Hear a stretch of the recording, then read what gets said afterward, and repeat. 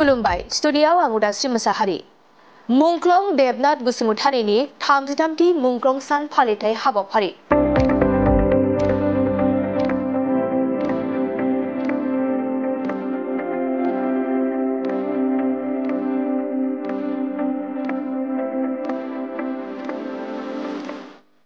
अदालगुरि जिल्लानि सिङाव थानाय डिमाकुसि पश्चिम पटला गामिनि मुंख्लं देबनाथ बसुमतारीखौ फबनाय जायगायाव अदालगुरि जिल्ला दुलाराय बर' फरायसा आफाद आरो डिमाकुसि दख'रा एबसुनि मददजों मुंख्लं देबनाथ बसुमतारीनि 33थि मुंख्लं सान फालिथाय हाबाफारि लादों।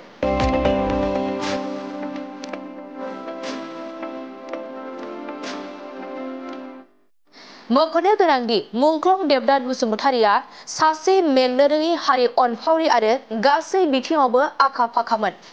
बिथाङा मोनसे समनि दरं जिल्ला एबसुनि लोगो नेहाथारि आरो गाहाय नेहाथारि लोगोसे आफादगिरि बिबान लाना खामानि मावबाय थानाय समावनो 1991 मायथाइनि 7 फेब्रुवारि खालाराव सुथुरनि आखायाव मुंख्लं जानो गोनां जादोंमोन। बेनिनो दिनै अदालगुरि जिल्ला एबसुनि लोगो नेहाथारि रमेश चन्द्र बर'नि दैदेननायाव डिमाकुसि पश्चिम पटला गामिनि मुंख्लं देबनाथ बसुमतारीखौ फबनाय जायगायाव मुंख्लं देबनाथ बसुमतारीनि 33थि मुंख्लं सान फालिथाय फालिदों।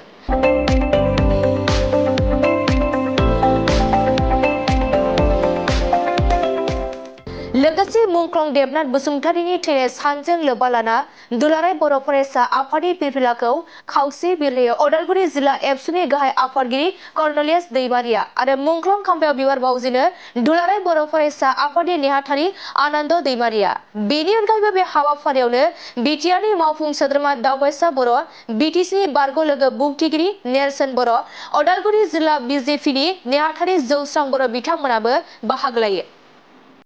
लादों जोङो थांनाय बोसोरावनो राहा लादोंमोन नाथाय एसे स्ल' जादों खामानिया। नैबे फेब्रुवारिनि जोबनायथिं बेहाय जोङो फाउन्डेसन स्टन खालामनानै बे बिथांनि जे फबनाय थिलि बेखौ साराउन्डिं बेरा बनायनानै जोङो मुंख्लं गार्डेन एबा मुंख्लं पार्क बेखौ बेखेवनो थाखाय बा बिदि खालामनो थाखाय जों साननाय जादों। आरो ओरैनोबो आङो जोंनि भेरगाव समस्तिनि सिङाव थानाय जेसेबां मुंख्लं न'खर दङ एबसु एनडिएफबि बिएलटि बा बै समनि जनेल फर्सआनो होन बा भलेन्टियार फर्सआनो होन मुंख्लं जानाय साफ्रोमनि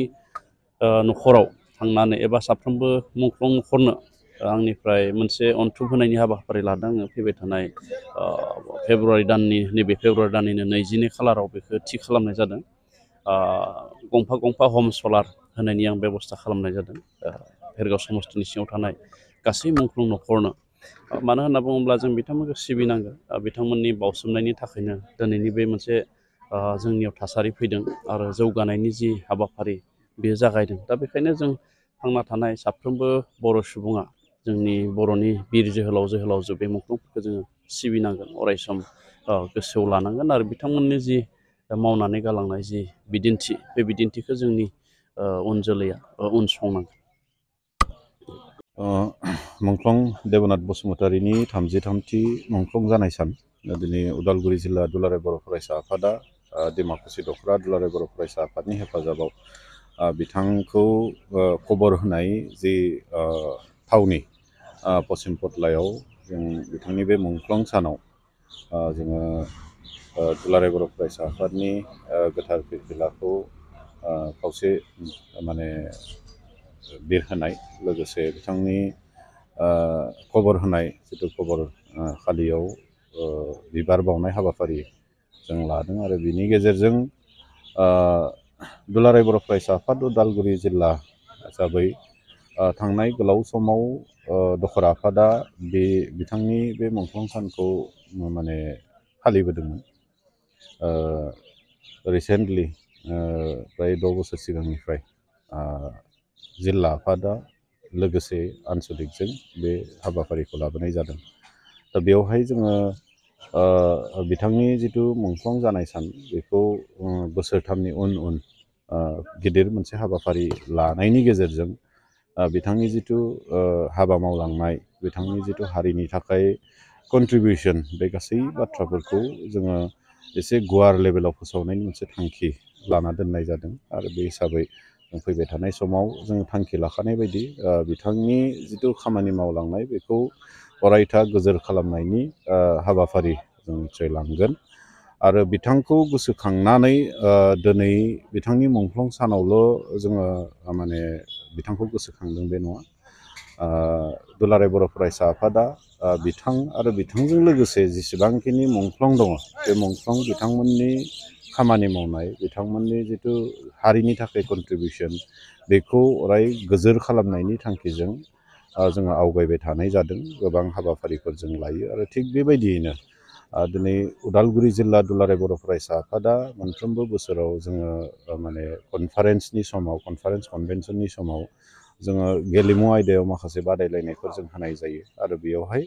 जोङो मुंख्लं देबनाथ बसुमतारी बिथांनि मुंखौ गोजोर खालामनायनि थांखिजोंनो दिनै जिल्ला आफादा जि बुलुर बादायनाय जों होयो बे बुलुर बादायनायखौ जोङो बिथांनि मुङाव दोननाय जादों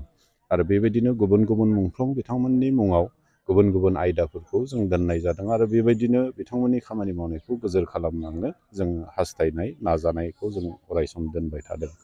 दा दिनै बिथांनि जिखिनि खामानि मावनाय जों अराय गोसोखांनो नांगोन बिथाङा मोनसे बाथ्रा बुंदोंमोन जे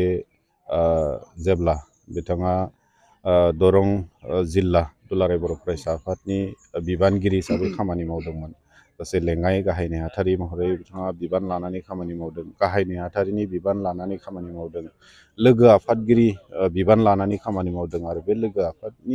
आफादगिरि बिबान थानाय समावनो बिथाङा मुंख्लं जादों दा बै समफोराव जोङो मोनथिनो मोनो जे माने बिथाङा खोब मेसिभलि मोनफ्रोमबो बर' गामियाव हाबनानै मबिलाइज खालामदोंमोन बर' हारिफोरनि गेजेराव मोनसे जांख्रिथाय आलादा रायजो बड'लेण्ड सोरजिनायनि थाखाय मोनसे जांख्रिथाय लाबोनो लोगोसे बड'फानि जि मोनसे माने आइडिय'ल'जि प्रिन्सिपाल बेखौ फल' खालामनानै बिथांमोना खामानि मावदों आरो बड'फाया जि मोनसे बर' हारिनि गेजेराव टटेल रिभलिउसन फर टटेल चेन्ज बर' हारिनि गेजेराव मोनसे टटेल चेन्ज लाबोनो मोनसे गुस्लायनाय लाबोनो जिहेतु खामानि मावदोंमोन बै समाव दा बेनि थाखाय बिथांमोना मबिलाइज खालामनाय बिथाङा बाहागो लादों होननानै जों मिथिनो मोनो मोनफ्रोमबो गामि ओनसोलफोराव बिथाङा गाहाय नेहाथारि थानाय समाव मैखोमै खामानि मावदों आरो हाबदों बिबुंथिनि गेजेरजों बुंनायखौ जों मिथिनो मोनदों जे बिथांमोना माने बै समाव दंफांखौ गायजेनदोंसो जों दंफांखौ गायनानै दोनलांदोंसो बिनि फिथाइखौ नोंथांमोना मोनजागोन बे बाथ्राखौ बुंदोंमोन दा बे हिसाबै बिथांमोना बै समाव बर' हारिनि गेजेराव मोनसे दंफां गायबाय जाय दंफांनि गेजेरजों जोंनि मोनफ्रोमबो दिखाव बे जानो हागौ पलिटिकेल बे जानो हागौ माने खेला धुलानि दिखाव बे जानो हागौ नों हारिमु दिखाव बे जानो हागौ लिटारेचार दिखाव हारि थुनलाइ जौगानायनि माने दंफां बे जानो हागौ बेफोर गासै दंफांखौ बिथांमोना बै समाव गायलांदों दा दिनै बिथांमोना गायनानै गालांनायनि फिथाइखौ जों एफा एनै दिनै जों मोनजादों दा दिनै बेखाय दिनैनि बेफोर हाबाफारि आरो गुबुन गुबुन हाबाफारि लानायनि गेजेरजों जोङो मोनसे माने बिथांमोननि जिथु गायना गालांनाय दंफां बेयावहाय मा समाव हासार होनांगौ मा समाव दै लुनांगौ बे दायित्वआ जोंनियाव थाबाय जाहाथे बे दंफांनिफ्राय जोङो माने जेसेबांखिनि फिथाइ मोनजानांगौ बे फिथाइखौ थायहोनो थाखाय जोङो बेयाव हासार दै जिखिनि नांगौ बेसाद बेफोरखौ जों होनांगौ दायित्वआ जोंनि आरो जि टटेल रिभलिउसन फर टटेल चेन्ज होनदों बे रिभलिउसन जोंनि गेजेराव दाबो सोलिबाय थादों सोलायनायनि थाखाय बे रिभलिउसनाव बयबो बाहागो लानो नांगोन मोनसे सोलायनायखौ जोंनि गेजेराव लाबोनो नांगोन मोनसे बाथ्रा बिथाङा बुङोमोन जे माने मुंख्लं जानोबा खाफाल नांगौ गोसो जायोब्लानो मुंख्लं जानो हाया दा दिनै बिथाङा माने गावनो बुंनाय बाथ्रा दिनै जों बुंनांगोन बिथाङा गावनि खामानि मावनाय आइडिय'ल'जि प्रिन्सिपालखौ हमथाना लाखिनानै खामानि मावनायनि थाखाय माखासे आइडिय'लजिकेल गोरोबिनि थाखाय माने बिथाङा दिनै मुंख्लं जालांबाय दिनै बिथाङा गावखौनो प्रुभ खालामबाय जे बिथाङा सासे खाफाल गोनां होननानै गावखौ प्रुभ खालामनाय जाबाय गतिके जों बुंगोन बिथांनि जिखिनि बानबुंथाइफोर बिथांमोननि खामानि मावनाय बे गासैबो जोंखौ दिनैबो इन्सपायार खालामो जाथिनि थाखाय खामानि मावनो अराय सम माने आवगायलांनो थाखाय दिनै इन्सपायार खालामो साफ्रोमबो मुंख्लंनि बिनिमय जों जिखिनि दिनै मोनसे गोजोन थासारिखौ मोनबाय दा बे गोजोन थासारिखौ लानानै आरोबाव बेयाव नांगौबायदि दै हासार होनानै बेखौ आरोबाव आवगायलांनायनि जोङो मोनसे इन्सपिरेसनखौ बिथांमोननिफ्रायनो लानानै जों दिनै आवगायनो मोनसे बोलो मोनो बेनिखायनो मुंख्लं बिथांमोननि आरो लोगोसे मुंख्लं देबनाथ बसुमतारी बिथांनि सोरगोआरि जिउमाया जाहाथे सोरगोआव आलो गोजोनै थाहैनो हाथों आं बेखौनो दिनैनि बे सानाव गसाइनिसिम सोंग्रिगोन लोगोसे बिथाङा अरायसम जोंनो जाहाथे गोहो बोलोफोरखौ मोनसे इन्सपिरेसनखौ जगायनानै होयो बेखौनो आं गसाइनिसिम आरज गाबनानै लोगोसे साफ्रोमबो बिथांनि बाय बाहागिनिसिम कन्डलेन्स जासिनाय आं दिनैनि बे हाबाफारिनि गेजेरजों आं जासियो। मुंख्लं देबनाथ बसुमतारीया उदालगुरि जिल्ला दुलाराय बर' फरायसा आफादनि लेङाइ आफादगिरि बिबान थानाय समाव बिथांखौ माखासे सिनाय मोनै थिउरिया हान्जाया गावथारदोंमोन। दा बेनि जि 33थि मुंख्लं सान अर्थात देबनाथ बसुमतारी मुंख्लं बिथांखौ 1991 मायथाइनि दिनैनि 7 फेब्रुवारि खालि बिथाङा मुंख्लं जादोंमोन। दा बेखौ अरायसम दुलाराय बर' फरायसा आफाद उदालगुरि जिल्लाया मान होबोदों आरो बिथांमोननि मावनाय बिथांमोननि जि सान्थौ आरो सानस्रिखौ गोथाङै दोननो थाखाय उदालगुरि जिल्ला दुलाराय बर' फरायसा आफादा बोसोरफ्रोमबो मुंख्लं सान हिसाबै फालिबोदों आरो बिथांनि जि फबनाय जायगा बेयाव फैनानै बिबार बावनाय गासै रायजो राजाफोरखौ जयै लानानै बिथांखौ बिथांनि मुंखौ अरायसमै बिथांमोननि सानथौ सानस्रिखौ अरायसम गोथां दोननो थाखाय आरो फैबाय थानाय पिरिया जाहाथे बिथांमोननि मावनायखौ अरायसम मोनथियो बर' हारिनि जारिमिनखौ अरायसम माने बिथांमोना जौगानाय फारसे खालामनाय हाबाफारिफोरखौ अरायसम मोनथियो। दा बे नोजोरजों दुलाराय बर' फरायसा आफाद उदालगुरि जिल्लाया बे सानखौ मुंख्लं सानखौ फालिबोदों। दा बिथाङा मोनसे गिदिरथार बाथ्रा बुंदोंमोन मुंख्लं जानो थाखाय खाफाल नांगौ मुंख्लंखौ गोसो जाबानो जानो हाया। दा बियो बे बाथ्रा बानिया बिथांमोना बिनि थाखायनो बुंदोंमोन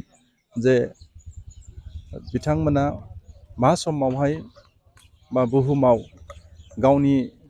जे सान्थौ आरो सानस्रिखौ मावलांनाय समाव गुबुन जे समाजनि एन्टि मावग्रा बिथांमोना मा समाव मा नोजोर होयो आरो बिनिनो गेजेराव मानसिया जे अरायसमै थांनानै थागोन मोजां खामानि मावोब्लाबो दा बेखौ रावबो मोनस्लिस्लाबा दा बै बाथ्राफोरखौ नुनानै आरो बै मुंख्लं जानो थाखाय खाफाल नांगौ गोसो जानानै मुंख्लं जानो हाया। दा बिराद गिदिर मोनसे जोंनि थाखाय बाथ्रा बान हिसाबै बिथाङा फोरमायना गालांदों। दा बेखौनो जोङो नोजोर हिसाबै दिनै नायोब्ला बिजिरना नायोब्ला नुगोन जे सा साज्रां समाज सिबिनाय सा साज्रां समाजनि बाथ्रा बुंनाय सा साज्रां अरायसम बाथ्राखौ मानसिनि सिगाङाव फोरमायोब्ला बिथांमोना अरायबो समाजनिफ्राय गाव हारसिंनो जानगाराव थानाङो। नाथाय जाय सुबुङा अरायसम गोसो मोदोम होनानै बावसोमनानै समाजनि थाखाय मावो बिथांमोना अरायसम समाजजों अनजायो सिबिजायो। दा बै बाथ्राफोरखौ बिथांमोना रोखायै फोरमायना गालांनाय जों बेखौ नुदों। दा बेनिखायनो बिथांमोना मुंख्लं जादोंब्लाबो दिनै सारा बर' हारिया बिथांमोनखौ गोसोखांदों। मुंख्लंखौ बिथांमोना ओरैनो जायाखै बेखौ बिनि बिनिमय दिनै बिथांखौ अरायसम सिबिनानै बिथांनि मांखरसालियाव फैनानै बिबार बावफैनाय बिथांखौ अरायसमै गोथाङै दोननाय बिनि सान्थौ बानिफोरखौ अराय गोथाङै दोननो थाखाय जोंनि लिरगिरिफ्रा सान्थौगिरिफ्रा दिनै लिरनानै दोनलांदों। दा बेनिखायनो आङो दिनै बिथांनि मुंख्लं सानाव आङो बिथांनि न'खरजों लोगोसे दुलाराय बर' फरायसा आफादनि जानानै दुखुखौ हमा बाहागिखौ फोरमायबाय आरो फैबाय थानाय समाव बिथांमोननि सान्थौ आरो सानस्रिखौ अरायसम जोंनि हारि गायसननायनि गेजेराव लाना थांबाय थानांगोन। अब्लाना जोङो फैबाय थानाय समाव बड'फाया बुंना गालांनाय बर' हारिखौ गेरेमसा खालामनांगौ बर' हारिया गेरेमसा जानांगौ बे मोनसे मोन्थोरखौ जोङो सहैनो हागोन। आं बेखिनिखौ दिनै फोरमायबाय।